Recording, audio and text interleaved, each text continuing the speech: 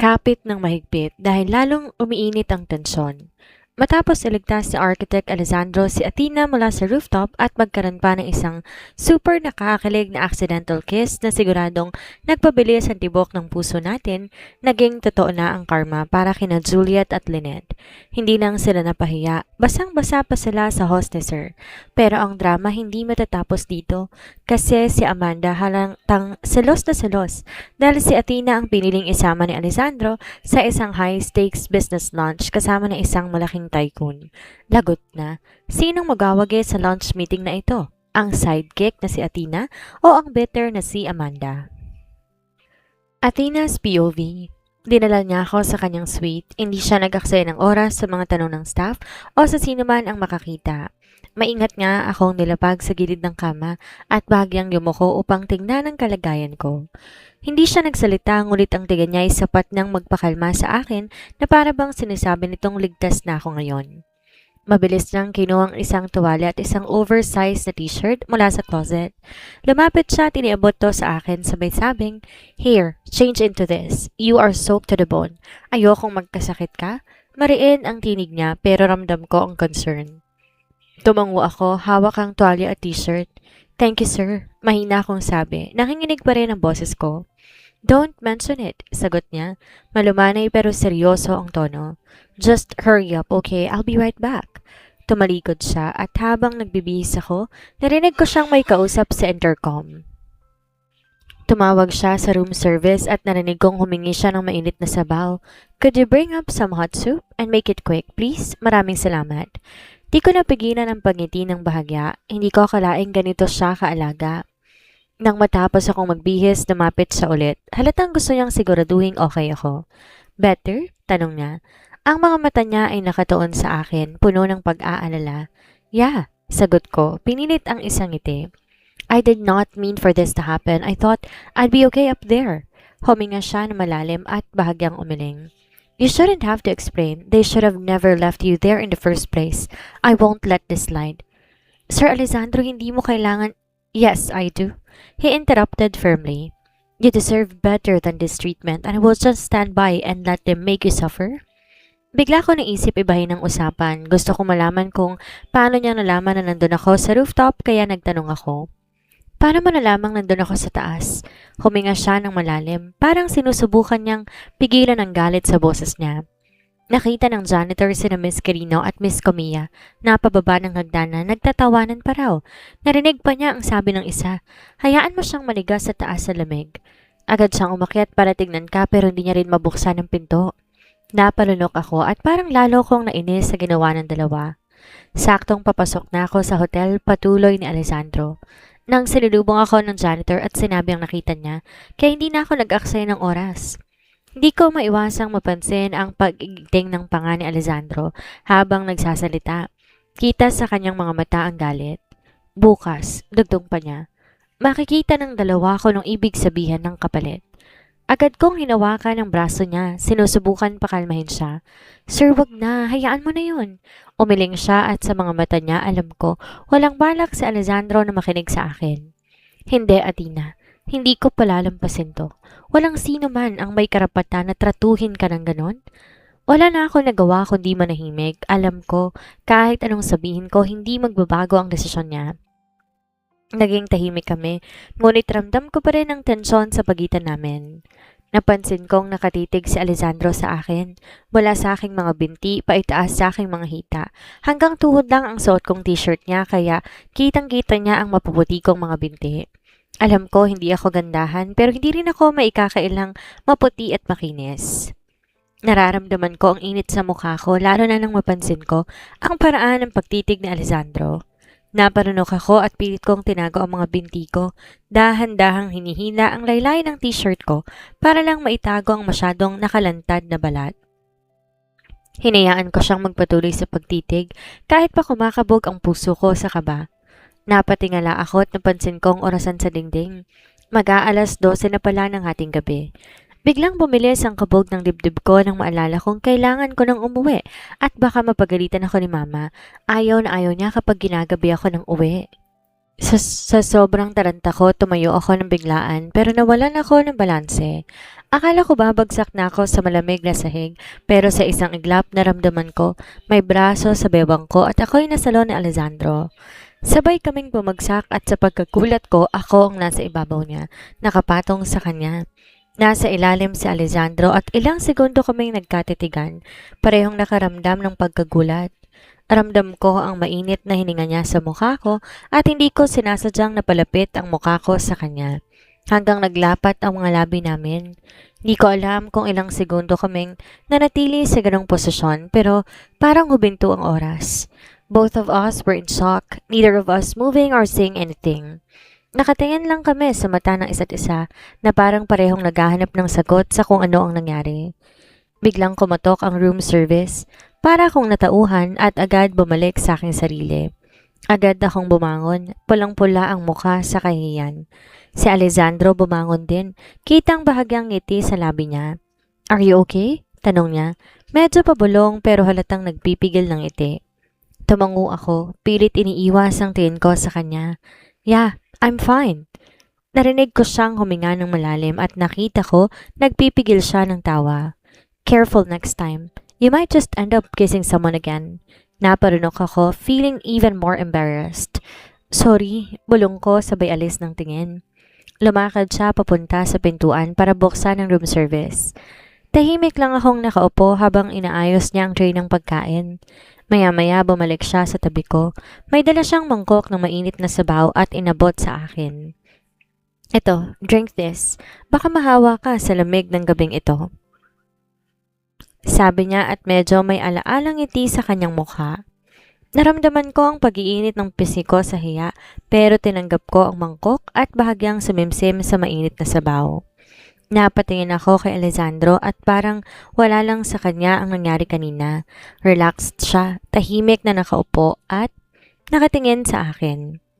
Pagkatapos akong titigan, inabala niya ang kanyang sarili sa pagtingin sa mga blueprint na nakapatong sa mesa. Nang matapos akong kumain, parang nakaramdam ako ng kaunting kalawagan. It felt surprisingly comfortable. Nakita ko inayos ni Alessandro ang kama at sa kanya ako tinapunan ng tingin. "Athena, dito ka na matulog sa kama. Mukhang pagod ka na at saka safe ka dito. Dito na lang ako sa sofa." Sabi niya na para bang walang pag-aalinlangan. Nahihiyaman ako, alam ko kailangan ko talagang magpahinga. Tumango ako at dahan-dahang humiga sa kama. Ramdam ang pagod ko na kanina ko pa dala. Nakita ko si Alessandro naman ay papunta na sa sofa. Pero bago pa siya mahiga, nagsalita siya na parang may gusto pang ipaalam. "By the way, tinawagan ko na rin ng tita Emma mo." Sabi niya. Tiningnan ako ng may seryosong mukha. "Sinabi ko na dito ka natulog sa hotel dahil hindi pa tapos ang pinapagawa ko. Bukas ng hapon, babalik din ako ng Maynila. Graduation ng kapatid ko?" Bahagya akong natigilan. Hindi ko alam kung bakit pero biglang sumagi ang lungkot sa dibdib ko sa nalaman kong aalis siya. Parang hindi ko magawang itago ang pagkadismaya ko sa balitang yon. Hindi ko alam kung bakit ganun ang nararamdaman ko. Masyadong mabilis sa mga nangyayari pero nasanay na rin ako sa presensya niya. At ang pag-alis niya ay nag-iwan ng malaking puwang na tila ba hindi ko inaasahan. Pumikit ako, pilit pinapakalma ang sarili. "Oh, I see," ang tanging sagot ko. Tinatago ang lungkot sa boses ko. Habang papikit-pikit na ako, ramdam ko ang antok na unti-unti bumabalot sa akin. Ngunit sa gitna ng katahimikan, tila narinig kong may kausap si Alessandro sa cellphone. Hinawi ko ng bahagya ang unan para mas marinig niya. Hindi malinaw lahat ng sinabi niya pero ang ilang piraso ng usapan may naurinigan ako. "Makukuha ko siya," narinig kong sabi niya. Bahagyang may confidence sa tono niya. "Ako ang mananalo sa pustahan. Basta ang iniutos ko, ang gawin ninyo?" Napanunok ako ngunit mabilis kong pinikit ang mga mata. Iniisip ko baka naman pagod lang ako at kung ano-ano ang naririnig ko. Binaliwala ko na lamang ang pag-aalangan at pinilit yakapin ang antok na unti-unting bumabalot sa akin. Baka naman wala yun, sabi ko sa sarili ko. Kinabukasan nagising ako sa marahang pagyugyog ng mga balikat ko. Pagmulat ko ng mga mata, nakita ko si Miss Lazaro nakatayo sa harap at nakakunot ang noo.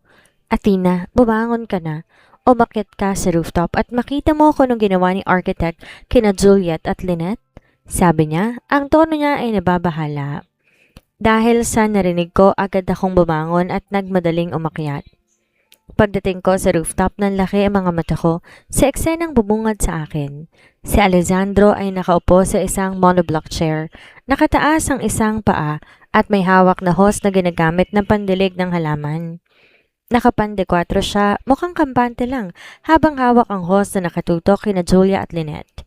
Sa likuran niya, nakatayo ang dalawang engineer na lagi niyang kasama, tahimik na nanonood na parabang sinusuportahan ang ginawa ni Alessandro. Si Juliet at Lynette naman ay parehong basang-basa, umiiyak at mukhang takot na takot sa harap ni Alessandro.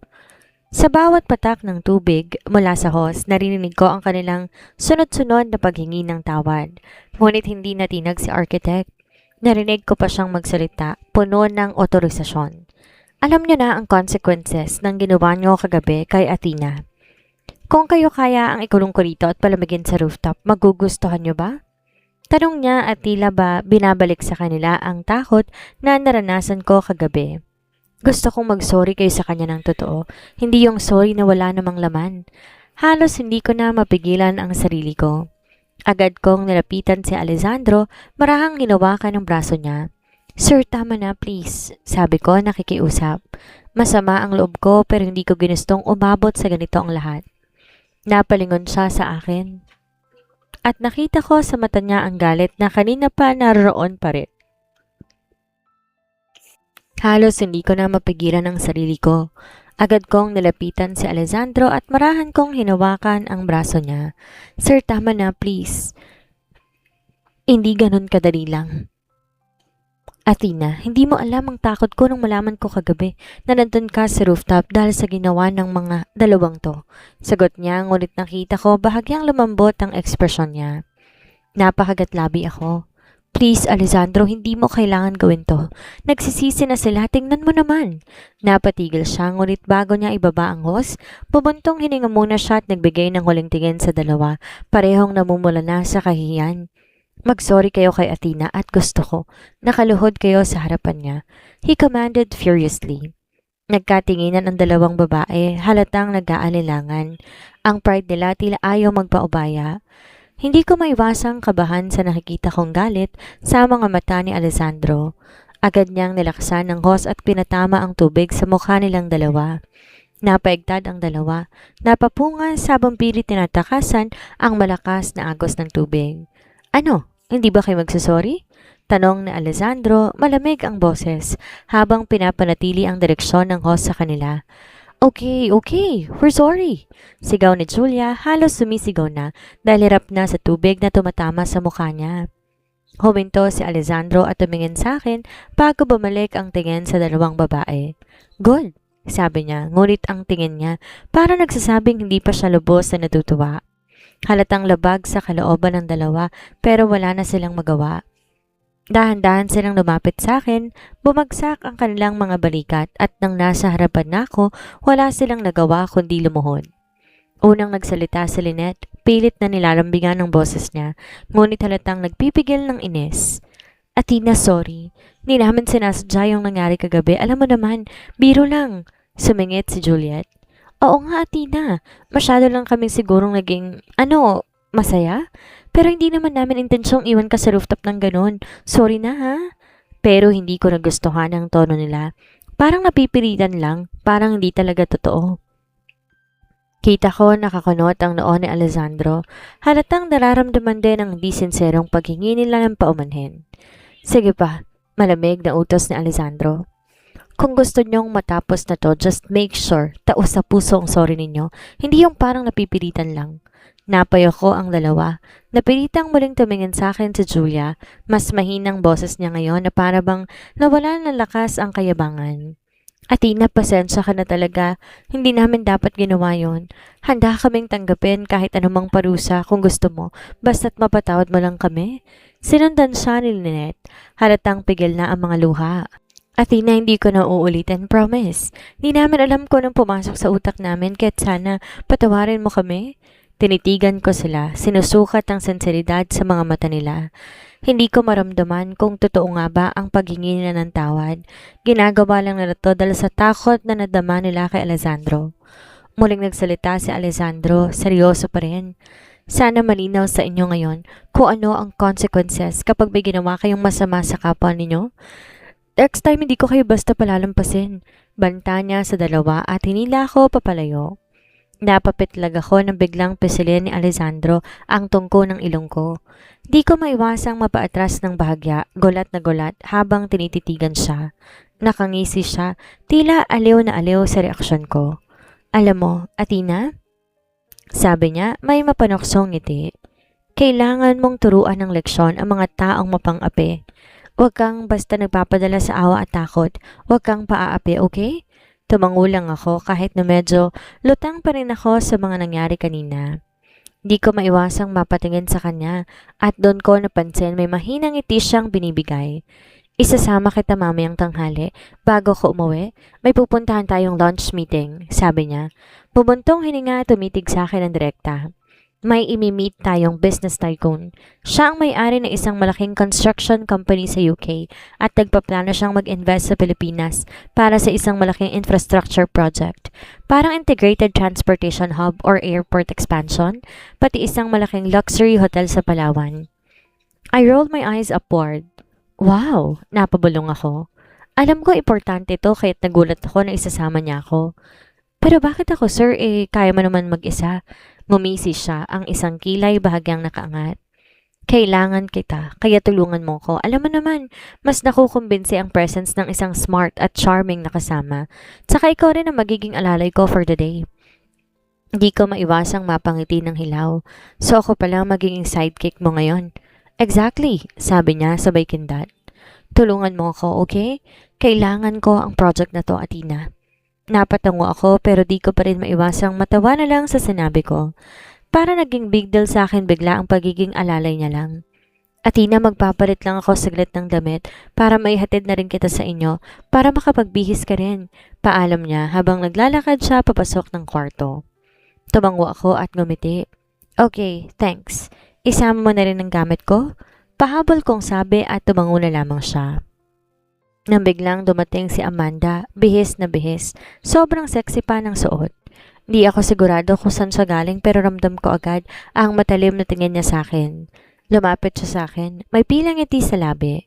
Alam mo, Athena, sabi niya sa mapang-uyam na boses.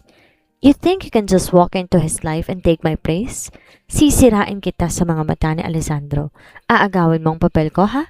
Aba, mag-isip-isip ka. I won't make it easy for you. Tumitig ako sa kanya, pilit pinapanatili ang kalma sa kabila ng kabog ng dibdib ko. Sorry Amanda pero hindi ako natatakot sa mga banta mo. Kung may issue ka, ikaw ang may problema, hindi ako. Nakita ko ang bahagyang pag-irap niya pero tumawa lang siya ng bahagya, may halong pangungutya. Brave words, Athena. Tingnan natin kung hanggang kailan ka magiging matapang. Hindi ko iniwas ang tingin ko sa kanya. Pinapakita na hindi ako aatras. Ramdam ko ang tensyon sa pagitan namin pero di ako basta magpapatalo sa mga banta niya. Ilang saglit lang lumabas mula sa kwarto si Alessandro. Halos napanunok ako sa itsura niya. Simple lang ang suot niya, plain black t-shirt at faded blue jeans pero sobrang bagay sa kanya. Kapit lang ang damit sa maskulado niyang katawan at ang natural na angas at tindig niya parang hindi na nangangailangan ng anumang accessories para magmukhang desente at makapangyarihan. Pero bago pa ako makapagsalita, mabilis na sumalubong si Amanda kay Alessandro at ikinawit agad ang mga braso niya sa leeg nito. May halong lambing at kumpiyansang sinabi niya, "Shall we?" Bahagyang napakunot ang noo ni Alessandro at walang pag-aalinlangang inalis sa mga kamay ni Amanda mula sa kanyang leeg. Magkita na lang tayo doon, Amanda, sabi niya ng diretso at walang paligoy-ligoy. Si Athena ang isasama ko. Kitang-kita ko kung paano naningkit ang mga mata ni Amanda, halatang hindi niya nagustuhan ang sagot ni Alessandro. Ang inis at galit na bumalot sa mukha niya ay hindi niya itinago. Alessandro, dapat ako ang kasama mo, not her. Marian niyang sabi, pilit pinapanatili ang tono na kalmado, ngunit halatang may bahid ng pagpoprotesta. Ako ang kasama mo sa project na to. Alam kong ako lang ang makakatulong sa iyong makuha ang deal. Hindi natinag si Alessandro. Tinapuran niya si Amanda ng malamig na tingin at maring sinabi, "Si Athena ang gusto kong makasama. I think she's more than capable of handling it with me." Sa puntong yon, naramdaman kong bumaling ang tingin ni Amanda sa akin, matalim at puno ng panunumbat. Naramdaman ko ang galit at iritasyon sa kanyang mga mata. Parang may halong panunuya ang bawat tingin niya sa akin. Pero hindi ako nagpatalo. Tahimik lang akong nakatayo sa likod ni Alessandro. Pinapakita na hindi ako natitinag sa mga titig ni Amanda. "Fine," sabi niya sa tonong halatang napipilitan, pero kita ko pa rin ang ngit-ngit sa kanyang mga mata. Tumalikod siya, ngunit bago siya umalis, sumulyap siya kay Alessandro na para bang nagbabanta pa rin ng hindi ito hayagan. Pagkatalikod ni Amanda, bumuntong hininga si Alessandro at tumingin sa akin. Nginitian ako ng bahagya. "Ready?" tanong niya. Di alintana ang tensyon na iniwan ni Amanda sa amin. Nako, parang roller coaster lang, 'di ba? May konting kilig sa accidental kiss, may satisfying na ganti sa rooftop at may bumubula sa selos mula kay Amanda. Ang maikling aral lang natin para sa araw na ito, ang totoong respeto at proteksyon ay ipinadadama, hindi lang basta sinasabi. Pinakita ni Alessandro na kapag mahalaga sa iyong isang tao, hindi mo hahayaang tapak-tapakan siya ng iba. Pero wag ding kalilimutan maging maingat at mapagmatsyag dahil minsan sa likod ng magagandang aksyon, may mga nakatagong usapan at pustahan. Ano kaya ang totoong motibo ni Alessandro? Magtatagumpay pa si Amanda sa pagganti kay Athena. Huwag kayong bibitaw. Magkikita-kita ulit tayo sa susunod na kabanata.